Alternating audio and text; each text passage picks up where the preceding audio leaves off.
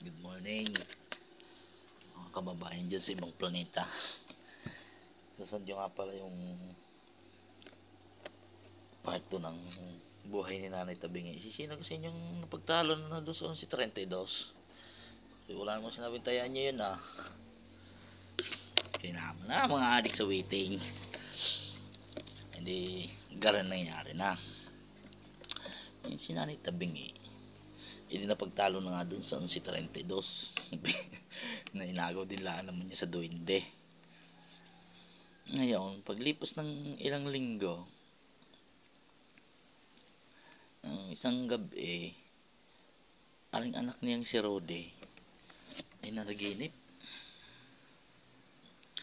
At siyempre, sinaitabingi kasi yung panahon na iyon, nung malaman niyang nangyari, di naglaylo siya sa waiting. Ay, nung isang gabi, aling anak niya si Rode ay nanaginip ng siguro mga bandang alas 11 ng gabi iyon. Sumigaw si Rode ng Shitty! Sinyas pa niya yung ganun pa ako, nakapikit ang mata ko, ganun pa ako, nakahiga ako, Shitty! Eh di, aring matanda, biglang pabalik ko ngayon ng bangon. Alas 11 ng gabi, basta lang sisigaw aring anak ng si Rode. Binakaya niya ngayon kung anong karugtong. Siguro nung pagdating ng mga bandang alauna, sumigaw rin si Roding ari ng Jis! Jis! Shitty! Jis! Yung palang panaginip ni Rode, yung nasa sabungan at nagkikristo. E di inanunsyo na ulit ng matanda ngayon. May anunsyo sabi na Nanay Tabingi, ay siya, baka rin dadalit. Siyempre galing sa panaginip. Hindi na sa duwende. Tunay na tao ng may arap. Ay di, nung umaga, pinaghandaan ng matanda na tataya ng City Jays. Ay inabot na ng patanghali ay hindi duman na rin si Cobrador.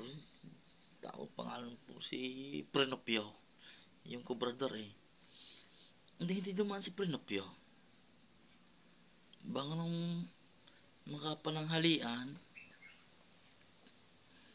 ay sa kapalaan duman at mangubra ng panghapon. Sabi ng Prenopio, oh nanay, taya ka pa ka. Di sabi ng matanda, ano kang binula? City Gis ho. Saltik sa kampas ng matanda lamesa. Ay sa pusang galaka. Ay ikit pinagkaantay ko ng umaga at yun ang aking numero. Ay hindi ka naman dumaan din Ay ano ka nangyari sa iyo? Ay kwarta na iyon. Sabi ng Prenopio naman naku pasensya na kayo nanay. Ako lang ang may pinuntahan ako hindi nangubra ng umaga. Niya ala. Ganyan din lang naman wala na akong numero tumama na Unabis sa isang araw na ako tataya sa iyo. Ikaw na may kaka-iyamot. Ganyan sabi ng matanda. Sa inis, saltik naman talaga Yung binakayan mo ng mula umaga, daling araw pa yung babakain mo, makataya ka lang sa numerong yun. Tapos hindi naman dadaan si Cobrador. Tapos binola pa. Hindi. Talaga kahit sino yung saltik daw.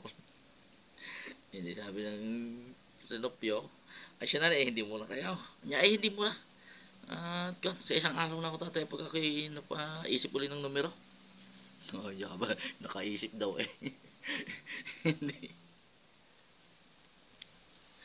Hindi yung malipas yung mga ilang araw. Parang si Rudy na naman. Siguro mga maaga pa naman konti, alas 10 gawa na siya siyempre nung panahon yun maaga pang natutulog ang mga tao kasi kadalasan alas 9 tulog ng mga yan mga alas 10:30 mga gayon sumigaw ulit ring anak niya si Rode Jace! Jace! Gumamit mo Jace! Gano'n pa pero isang kuwan lang yung parang pitlag lang bagang kanyang naging reaction Jace! Hindi rin naitabing. Balik ko sa uli ng bangon. Pagbalik ko sa bangon, binakaya na naman ngayon kung ano ang karugtong ng Diyos na iyon. Ay, hindi. Dumating ang alauna, wala pa rin no reaksyon. Ang matanday, antok na antok na. Ginawa nagtimpla na lang ng kape. Wala makatulog. Yung babakain talaga kung anong numero ang karugtong ng Diyos na iyon. Ay, di ka naabot niya yung matanda. Wala kang tulog. Inaabot ng alas 4 ng madaling araw. Sabay kumano ulit si Rode. Yung si Rode, kasarapa pa ng tulog yung bata. Sabi niya, ay, lapid. Yung pala, ang panaginip ng bata, pelikula, tapos yung bida, si Jesse Lapid. Kakawa yung matanda. Walang tulog magdamag.